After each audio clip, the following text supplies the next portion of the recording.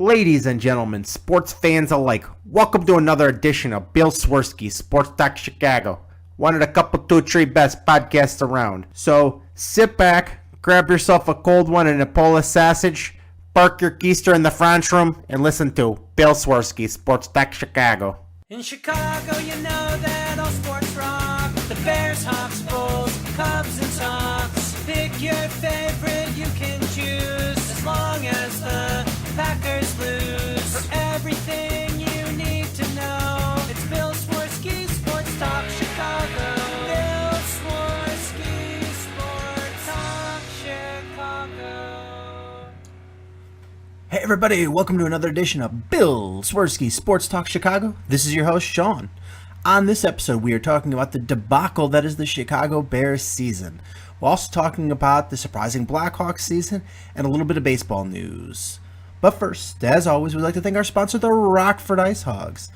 If you're not familiar with the Rockford Ice Hogs, they're the AHL minor league affiliate of the Chicago Blackhawks. What does that mean for you? You get to see the stars of tomorrow today.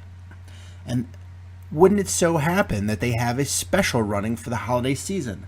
The $49 stocking stuffer special. For $49, you get $10 piggy bank voucher, which is good for the store, for food, whatever. You get basically a $10 credit to use inside the stadium. And you can either get 4 upper level tickets or 2 lower level tickets, plus a limited edition Ice Hog stocking. All this for only $49. So check that out at icehogs.com. Also, feel free to pick up some tickets for some of the upcoming games. There's Wednesday, which is tomorrow, November 30th, and that's against Manitoba. And then Friday they'll be playing the Chicago Wolves, and that's a 7 p.m. game. And Saturday, they'll be playing against Grand Rapids, and that is also a 7 p.m. game. So make sure you check them out at icehogs.com. Get tickets, shirts, jerseys, and more, and tell them Swerski Sports sent you. All right, I'm going to apologize. We didn't do a show last week. That's, I think, maybe the second or third time that we've missed a week since the show began quite a long time ago. So I didn't really have much to say. I had missed a few Blackhawks games. There's nothing really new in the baseball world. I'm still waiting for the guests to come on for basketball, and I believe that's going to be the next episode. I talked to the guys from Bow, because I did their show on Black Friday, which should be coming on the air soon. I'll let you guys know as soon as it is. That was fun. Those guys are great. But they said they would love to come on and talk Bulls, and we'll have them on hopefully next episode. And the Bears, I just didn't have it in me to talk about that Giants game. Like I told you before, is with the holiday schedule, I was in Los Angeles for the Giants game, and I watched it on tape delay on Monday or Tuesday, and I just had nothing to talk about. I'll talk a little bit about the finer points here and there in this episode. And then Sunday's game was my wife, daughter, and I were driving back from Pennsylvania from Thanksgiving, and watched it last night on tape delay on my DVR. And this team is not good. I mean, there's a lot of different excuses that you can throw around and be like, well, this reason for this and that reason for that, but this is just not a good team, and they're not a well-coached team. And that's the sad part. That's the scary part. A few notes is this game, this past game yesterday or Sunday, this was the 4th time in 11 games that the Bears outgained their opponents in yards and lost. The 4th time. If you look at all of the key stats, the Bears had outgained them in yards. The Bears had longer time of possession. The Bears had more first downs, I believe. Sorry, my I have a ink smudge across where I wrote down stats. I believe it was they had outgained him in first downs, but it was the turnover battle. And those two interceptions, especially where they were very costly, and that was one of the big key factors in the Bears losing in this game. What else is? So I guess a few things from the Giants game is watching that game in the first half. It just seemed the Bears really wanted to win. They had things going for them. They had the halftime lead, and it's just like the second half. I get the Giants came out and played better. The Giants have a better team than you do, and the Giants have healthier players than you do. I get that, and they just showed their dominance against you in the second half. But there was so many chances for the Bears to win that, and they just couldn't take advantage. It started off with why is Pernell McPhee going out and making a big claim like, oh, they're gonna bust Eli Manning's butt? What purpose does that serve? You're not firing up your locker room. If you want to say it to your locker room, say it to your locker room. Saying it publicly, I don't know what purpose that serves. And that just goes as bulletin board fodder, because they didn't even sniff Eli Manning. He just, like, his jersey was clean at the end of that day. And the Giants have a pretty decent offensive line. They took it as a personal insult to them, and they, for the most part, they stood tall. If anybody did anything, it was Leonard Floyd. Jay Cutler just didn't look right in that game for the most part. And then ultimately we find out that he's got a torn labrum.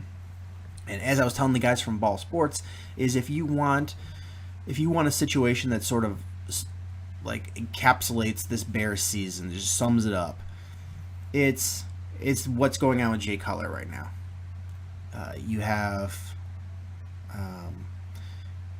all of the NFL insiders like Ian Rappaport and such, they're all reporting that Jay Cutler has a torn labrum and he's done for the season. Then John Fox came out and says, no, Jay Cutler is day to day. He might even play Sunday.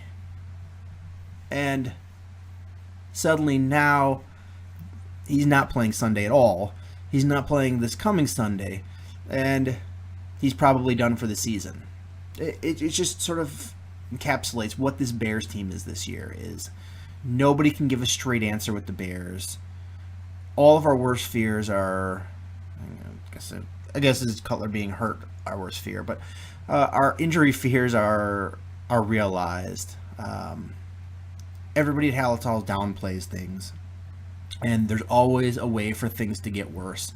That's been basically the Bears season, and just mass confusion with everything. If you guys remember the show Benny Hill, I really just want to fast forward through this Bears season and just play the Benny Hill music over it. You know that song.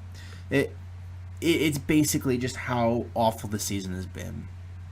If you look, almost half of the starters from opening the first game of the season, or expected starters for the first game of the season, are out with injury or suspension. The list is just stupid long of who's injured. You got 2 suspensions. Your quarterback is gone. Your tight end is gone. Your top 2 wide receivers are gone. You've lost both guards. You lost your center. And remember, Cody Whitehair was going to be a guard. Remember before they had Josh Sitton. You lost your nose tackle for a while. You've lost your defensive end. You've lost half of the season. You lost one of your big money defensive end in Pernell McPhee. You lost Lamar Houston for almost the whole season. Now you've got Leonard Floyd hurt. You have injury concerns at cornerback and safety, and it just goes on and on. It just doesn't end. And not to mention now that you have In this last game, you have Danny Trevathan. He tore a knee ligament, a patellar ligament, so he's out for the season. And you have Jarrell Freeman, your other big name money inside linebacker. He's out with a suspension. So you're just back to where you were last year with inexperience and youth at these positions. The one thing I can say is that this team doesn't look like it's quitting. It really doesn't. I mean, they're playing hard. They're just not good enough to play with people.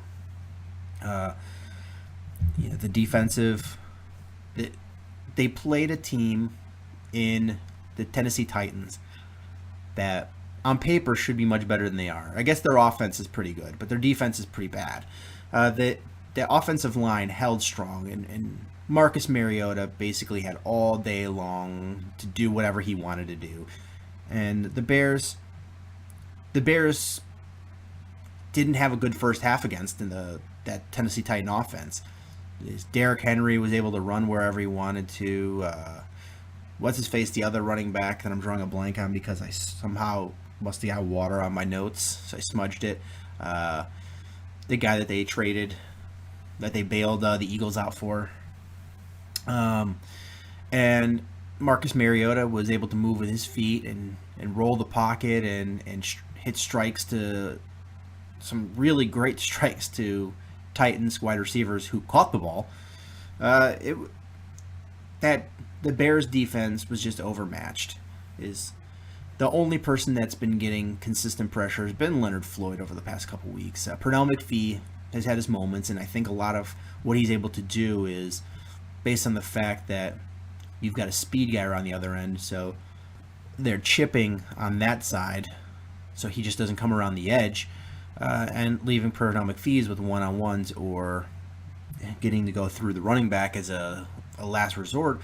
It's been beneficial to him. So without him, you've got Sam Acho, who is he's kind of hot garbage. I mean, not that bad, I guess, but he shouldn't be on this team. He shouldn't be on a great defense. He was brought in originally because he had experience with this, playing outside linebacker in a 3-4. But now that they've got guys that have played in the system for almost 2 seasons, the only reason he's on this team is because of injury concerns. You've got, I mean, his play yesterday was horrendous. He didn't get after the quarterback. There was, on the one touchdown, it was absolutely his fault. He couldn't get one guy from the Titans blocked both the linebacker and Sam Acho. Sam Acho didn't have the contain on the outside, and you had Deion Bush, who was completely out of position and then got just absolutely bamboozled out of the play with a tight end block. And Amos, who had a terrible game yesterday, he's not over anticipating coming over, so he just is so late getting over there that they walk into for a touchdown. It's let's break down some of the position by positions and over the last 2 games and see where we're at. A little more focused on Sunday's game is the Bears' offensive line. For part of me wants to give them a little more props than they deserve, because they did play fairly well. They did give the pocket collapsed fairly consistently. Is Matt Barkley had the opportunity to stand in the pocket and throw a little bit, but then again they were facing the Tennessee Titans defense, which is not that good. So I say they played fair. Bobby Massey didn't look like a revolving door. Charles Leno didn't look like a revolving door. The backup guards have played really well. I'm actually impressed by the backup guards. Cody Whitehair, who's usually been one of the better offensive linemen for the Bears consistently over the season, he blocked well, but he had some rough times snapping the ball yesterday. And I don't know if it's It's just the difference of working with another new quarterback, or what it is. But he just had a rough night, including one snapping over Matt Barkley's head that luckily got pounced on by the Bears before it was a turnover. So the offensive line did okay. They opened some nice holes for the Bears running backs, especially Jordan Howard. Running backs, I thought the running backs did pretty well, other than some drop passes by a couple of them. It was the running game was actually pretty good, and we'll talk a little bit about more of that later. The wide receivers, they were awful. It was beyond bad. There were so many drop passes, and I get some of them were a little more difficult than others, but if you're an NFL wide receiver and that ball hits you in the hands, you should catch it. I mean, I will take mercy on you if you're jumping as high as you can and it just hits your fingertips, or if you're diving outstretched and it just hits your hands, or it's behind you and you're just able to reach around. But for the most part, you've got to catch radius. You need to catch anything in that radius. And there was a lot of balls that weren't the best thrown balls, but they were in that catch radius. No, they need to catch it. Realistically, the Bears should have won that game. And it wasn't if this would have happened, that would happen. In the last drive of the game, Bears were down by 6. And Matt Barkley threw a strike to Josh Bellamy. It hit Josh Bellamy square in the numbers. And he tried to do some weird jump catch. I don't know, some Marty Booker type thing. And instead of just catching it with his hands, he tried to catch it with his body and then scoop it in. It hit his chest protector from shoulder pads and bounced off just under the ground. The Bears lose. That touchdown ties the game, and pending the extra point for the lead, and that's what you get. And it was just so disappointing. Pro Football Focus, in the 10 years they've been doing these stats, have not had this many drops in a single game in their 10 years of covering football. That's how bad this game was. And the official number of drops that they had was 10, and I counted more than that. So there's a few that they must have given as a poorly thrown ball that I thought were catchable. It was just bad. And John Fox tried to excuse it, but there's no excuse for it. If it doesn't hammer home that you need Alshon Jeffrey next year and you need to give him a long-term contract, I don't know what will. They need him. Some of these guys have had nice games as being the safety valve, or the number 3 or 4 receiver if need be, but none of these guys can step up and play. And those cornerbacks from Tennessee are not good. If Alshon and Kevin White would have been in this game, the Bears would have run roughshod and scored a lot of points, because they couldn't cover anybody. And if the Bears receivers that they had in there would have caught the ball, then you're looking at a much different ball game.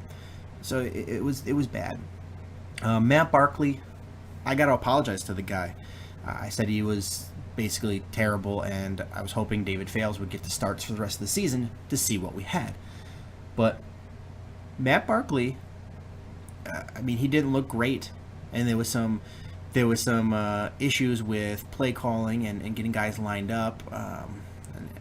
That's to be expected when you haven't been on this roster very long. You're still learning this offense and figuring things go with that. But I thought he looked really poised, especially how the pocket was collapsing.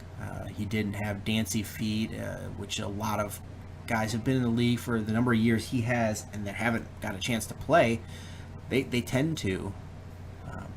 The Bears, credit the Bears for this, is they let him come out firing. They didn't come out and run it 3 times and then punt and then come back out and throw one screen pass or a bubble screen or something. They came out and let him fire, and some of his deep balls looked okay. He didn't look like a world beater, but he actually looked like a competent player. So I'm fine letting him go on. Let's see what you have there. I don't think you've solved your quarterback issue going forward, but this makes you feel confident that you could keep him, if nothing less than a very competent backup. But being his first, this was only the 6th time he's ever appeared in an actual game, like a regular season game, and this was his first start ever. And I thought his numbers were pretty good. I mean, those 2 interceptions, the one I'm not going to, that was the tight end should have, the first interception, that was thrown right to the tight end, and the defender basically came in and pulled it out of the tight end's arms as an interception. Is when you're an NFL receiver, you need to step into it, especially if there's somebody coming through, is you've got to use your body to shield somebody else. Catch the ball, step to it. Don't just wait for the ball to get to you unless you're just wide open. That was on the tight end. The second interception was shades of Jay Cutler. The play broke down, he rolled out, and he just threw it into the end zone, and that was a bad play. That was a bad one, but honestly, is for a first-time starter and what he came in there and did, especially overcoming all of those dropped passes, it was a pretty good effort. I was very happy with it. Happy enough where if this is the continued play that we see for the rest of the season from Matt Barkley, I would be fine not bringing Hoyer back. So hopefully we continue to see progression from him, and he actually gives you an option going forward of being a solid backup to somebody that you get, or let's just leave it at that, being a solid backup for whoever you get next season. And the offensive play calling. Like I said, is I was driving back from Pennsylvania when the game was going on, so I saw it afterwards.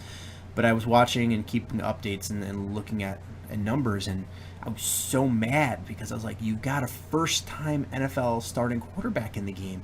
Why are you throwing it like 54 times? Why is he throwing 54 passes, especially when Jordan Howard is averaging almost 5 yards a carry?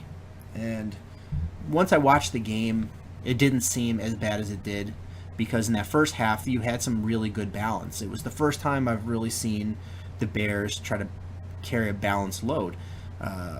Even when they start out that way, they get pass happy real quick. Dow Loggins he's pass happy, and he's quick to get pass happy.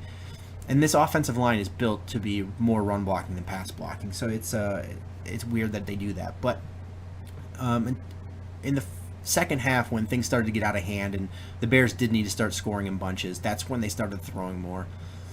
And other than the drop balls, they were having success. They were moving the ball, they were scoring points. So I wasn't as annoyed as I thought I was going to be based on the sheer numbers, because I saw the position they were in. And they didn't. I just wish they wouldn't have got away from the run completely. I think that would have. I think they would have been able to, to keep that Titans defense a little more honest on some plays had they been a little more balanced in that attack in the second half. But I understand why they started throwing so much. So I'm not that upset. But 54 passes thrown by Matt Barkley, and Jordan Howard wound up with 18 carries for 84 yards and a 23-yard screen pass that was really nice. So you saw 4.7 yards per carry for him. And Jordan Howard, I heard on the radio people lambasting him for dropping some balls. Two things.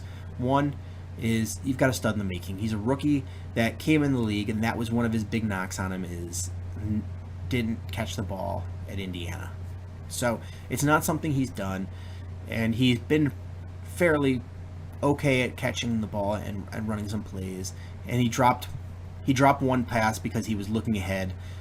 Basically probably would have scored a touchdown on it, and he just saw all the wide open real estate, and that was it. It wasn't like, oh, he had a case of the dropsies. It was it was a clear case of he saw what he was running before he caught the ball, and that happens to the best of them. So I'm not gonna knock him because he's really stepped up. He's improved his blocking in the backfield on passing downs. He's improved as a pass catcher, and he's clearly by far and away the best runner the Bears have. Jeremy Langford is supposed to be the pass catcher, where they put him. They're not afraid to put him out in the slot as a receiver, and they need to, if they're so concerned with drop passes and they need to tighten the ship mid-game, where you see there's drop passes is on those passing downs. Maybe you put Jeremy Langford in because he's the superior pass catcher. So that's a coaching mistake right there. On the defensive side of the ball, the outside linebackers and the 3 down linemen, I give a mediocre grade to, maybe C-. Until the end of the game, when the Bears really just needed to try to make a comeback, they started stopping the run. But for most of the game, it's the Titans running backs just had their way and were able. The offensive line for the Titans, dominated and allowed running lanes for those Titan running backs, and the Bears really couldn't do anything about it. And they got no pressure on Mariota at all. So I was not that pleased with them as far as those front 5. The inside linebackers, I thought they had their moments. Danny Trevathan got hurt at the end of the game, which was awful because it was at the end of the game. And Nick Kwiatkowski had some moments where he came up and filled really well on a run, but then he had some pass coverages where he just looked abysmal. So again, I'm going to give that one an incomplete, just because you have Jarrell Freeman who's still injured, and that's a difference maker, and Dan Trevathan got hurt. But if I needed to give a grade, I'd give a B-. And then we get to the defensive backs. They were awful. Just absolutely awful. Is Tracy Porter in that game? He couldn't have done anything. He was just awful. He was bad, and he's a guy who I think is talented, and I had high expectations because of when he first got to the Bears. He performed so well, but he just played bad. Bryce Callahan, who I typically love, didn't have a good game. Didn't have a good game at all.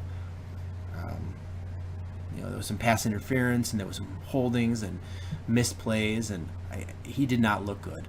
Sherrick McManus had some bad plays on punts. He had a false start on a punt. How does that happen? And then you have the safeties. Deion Bush, he looks thin out there, and he doesn't look strong like a safety should. He was out of position a lot.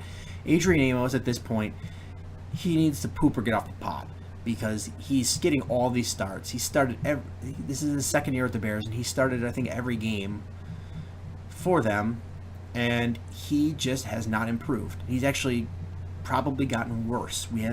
Unless we just consider we have more expectations of him because he's a second-year starter, he is lost in coverage. He's out of position so many times.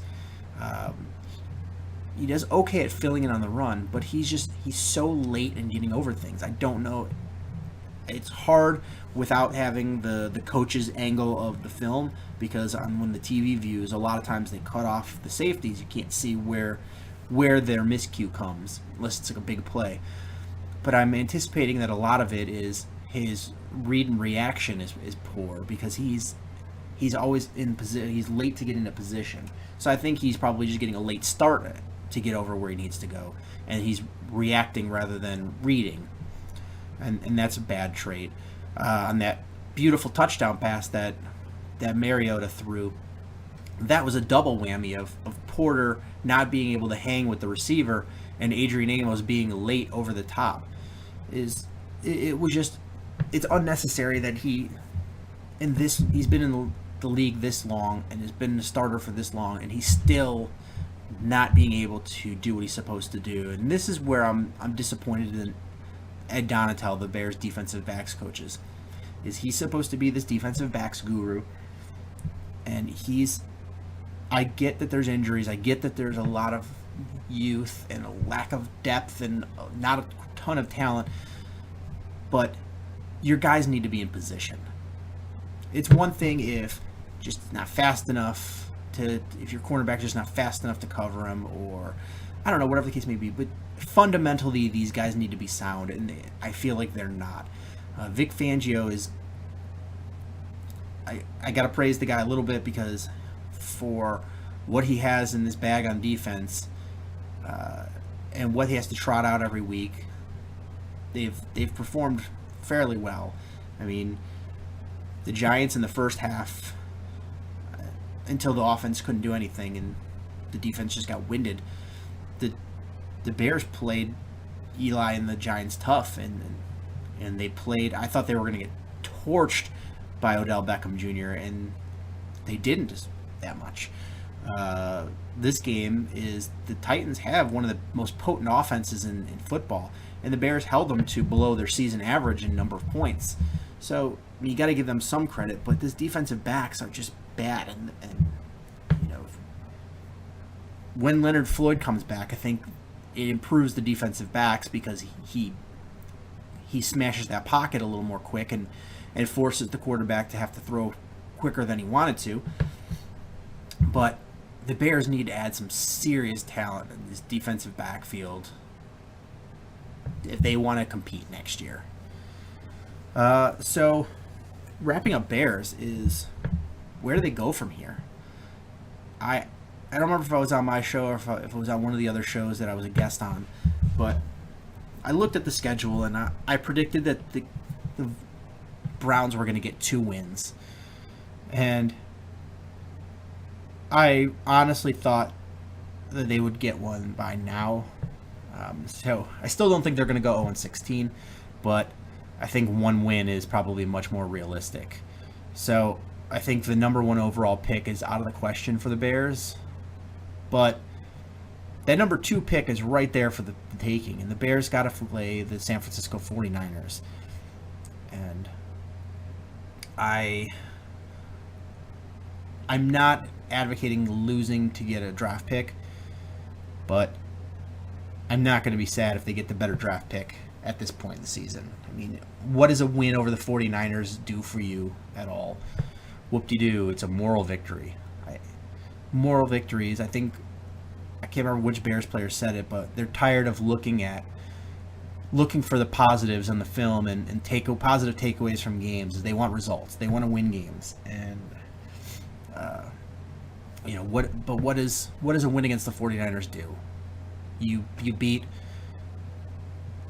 one of the 3 worst teams in the football. Whoop-de-doo. Whoop-de-doo. The 49ers beat the Browns. I think that was their only win. So does that make them feel good that they beat a team that everybody else beat as well? At the end of the day, this season is shot. You're eliminated from postseason. You're not going to make the postseason. And you've got so many injuries. Just regroup and figure out things for next year. Put young guys in. I just read that this morning that Daniel Braverman is going to be on the active roster for next week. Good. Let's see what you have in him. I'm tired of having guys that, he might be able to play, but we're never going to play him and find out. You've got to start playing your young guys. You got to give them in-game experience so next year they're not raw, so they can come right in and you can see what you have in them in training camp. So Daniel Braverman, if he can play and he's going to be a boost to you, is just imagine what he's going to look like when you've got him with Alshon Jeffrey and Kevin White. So if he's doing this with Cameron Meredith and Marquise Wilson and Josh Bellamy, so see what you have in him. See what you have in Matt Barkley, and if he just has an abysmal game, don't be afraid to pull him and put David Fales in. see what you have there. You've got to see what you have. You've got to see who these players are. Put in these young defensive backs. See what you have. That's all that you can take away from this Bears. And in the process, if you earn a better draft pick, then good. It means you get a higher chance of getting the player you want in the draft. And that's a good thing. If you end up with the number 2 pick, then you have, from the get-go, you'll probably know who the Browns are going to pick. And you have all the time in the world to either work on a trade or figure out the guy you want. You don't have to worry about trading up to get him. You don't have to worry about all these other things. Is you can focus on getting the guy you want. When you're sitting at 5, 6, 7, or even later, is sometimes you have to worry. Oh, is somebody going to trade up and jump over me? Is somebody going to get the guy I want before me? When you're an NFL team, you start doing mock drafts yourself to see what you think the other teams are going to do, so you can anticipate and be ready for it. But you have to worry about somebody trading ahead of you. If you get the number 1 or the number 2 pick, odds are nobody's going to. There's only if you're got the number 2 pick, only one team can jump ahead of you. You have the second pick. There's only going to be one guy off the board when you choose. Maybe that's your guy, but at least then it's not as far of a move up if you identify that this is the guy we want. We absolutely have to have him. Is then you could trade up with the Browns in that one spot, and it's not going to cost you an arm and a leg to do so. And you have that freedom. So the Bears season is shot. The goal for the rest of the season is not to have any more devastating injuries that are still going to be lingering come training camp. Develop your young players and figure out a plan going forward.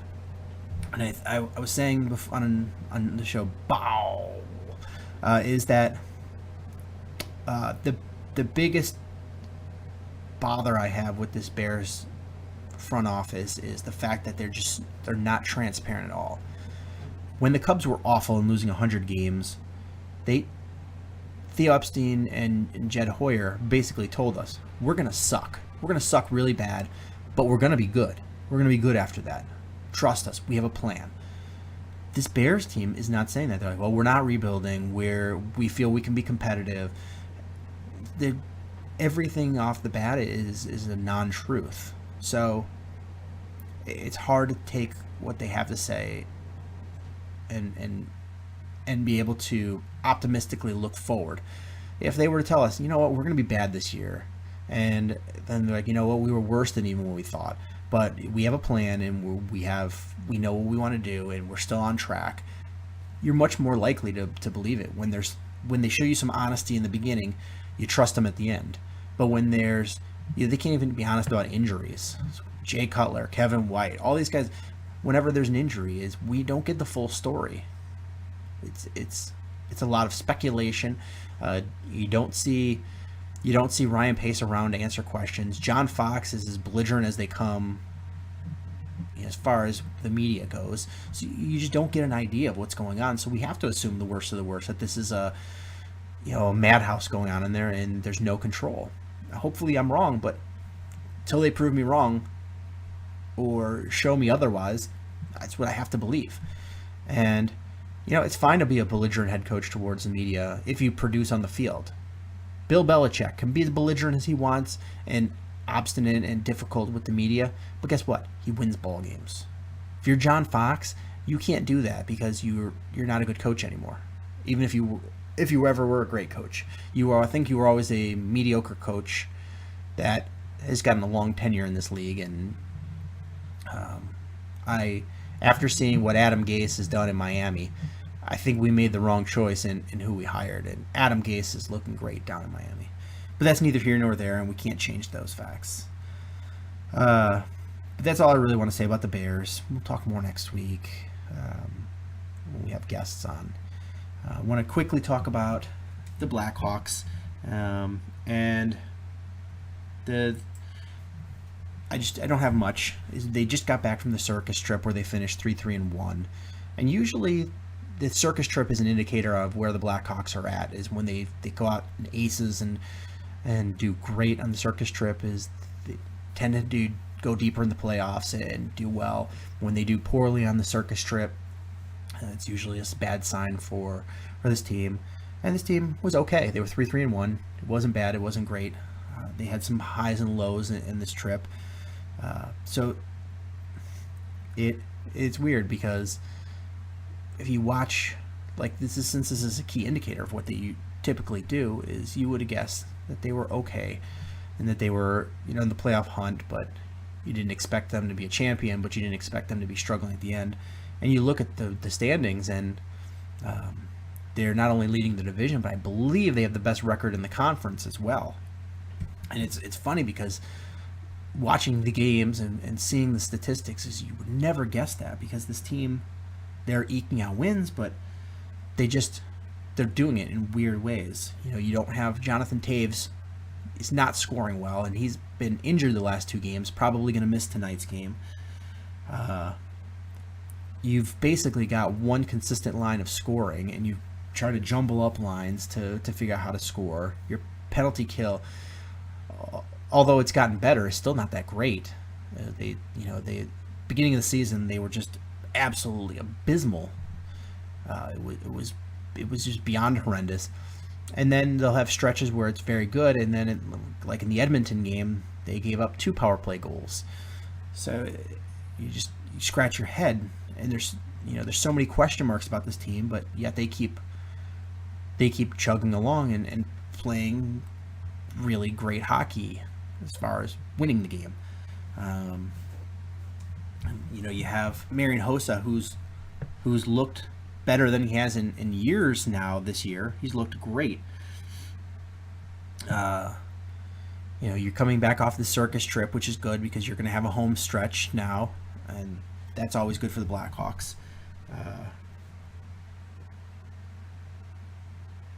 And I mean, especially since they didn't finish that circus trip great. I mean, in those back-to-back games against Anaheim and Los Angeles, they were outshot 65-44. That's not good, especially in that Anaheim or that Kings game was kind of a microcosm of the season. Is they got really outplayed at the beginning of the game. They played great goaltending, and then they scored to make it a close game, and then ultimately, it was ended up being a very close game, and that's sort of how you've seen things this year. What else? Vinny Hinostroza has been really hot. That's great for the Blackhawks. When he's on the ice, the Blackhawks are shooting, or they're controlling over 60% of the shots that are even strength shots while he's on the ice, and he's been playing great. You've got Artemi Panarin, who has just been huge for the Blackhawks, and he's an important cog to this team, and he's young, and the Blackhawks need to figure out how to get. They need to figure out how to keep this guy.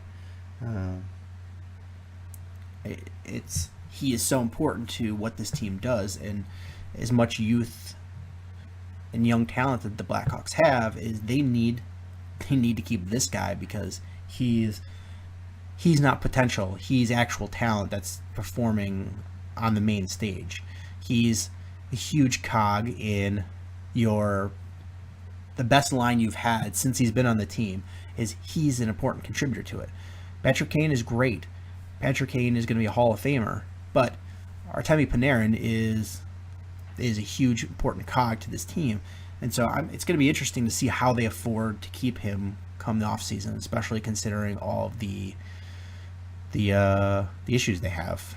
I mean, don't be surprised if the Blackhawks make some moves that upset some people to be able to keep him, because he's an important guy and they have to keep him on this team.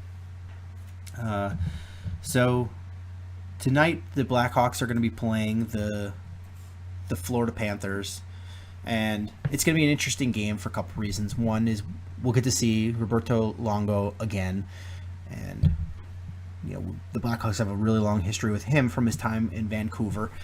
We'll also see Jaromir Jagr, who's the ageless wonder. And I remember being a little kid watching Jaromir Jagr. And here he is today, and he's still playing. And still playing well. So it'll be nice to see him come in. And it's going to be interesting to see what kind of team we face in the Marlins or in the Panthers, because they just fired their coach. And they not only fired him, they fired him in a really weird way. From the stories that I'm hearing is he was on the team bus heading to the airport. I think they were on a road game. So they were heading to the airport to head back to another city. And he got noticed that he was fired. So he had to, while the whole team is on the bus, had to say, "Oh, guys, I just got fired." Get off the bus, grab his bags, and the bus pulled away and went to the airport. And he sat there waiting for a cab. So he just sat there by himself on the corner waiting for a cab, and then had to figure out where he was going to go after that, because he didn't have a plane ticket. So he was supposed to go on the team flight. He had no plane ticket. He had nothing. It was like just a really odd firing, and I think a lot of the team, even though they're not playing well, were just shocked at the situation. So it was a weird situation. So it'd be interesting to see how the Panthers are going to respond to that, and see how the Blackhawks are going to respond with their first game at home from the circus trip. So yeah, so it's the Blackhawks, even though they're playing well, they've got a lot of questions that they still need to answer going forward. And I think we're about a quarter of the way through the season right now.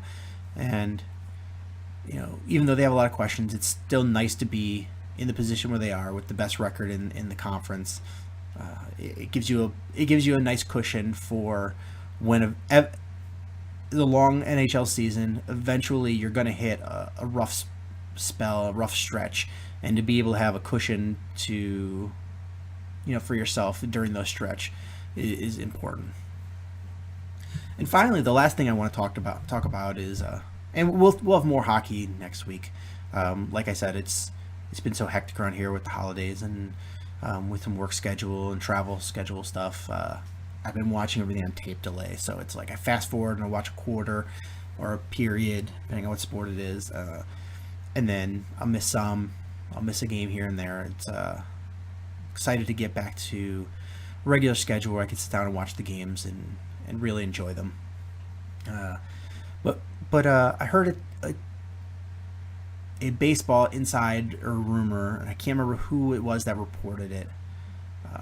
Keith Law maybe, but the rumor is that, well, there's an older rumor that the White Sox just choose not to deal with Scott Boras, and which granted, Scott Boras is a pain in the ass to deal with, but he's not a bad guy. Like there's a lot of GMs, he's tough to negotiate with, and he's out to get his player the most money, but that's what he's supposed to do. But there's a lot of GMs, including our own here in Chicago with Jed and Theo, is they actually like Scott Boras, and although they're at odds during negotiations, is like they're allies as far as when they have a player on their team. So it's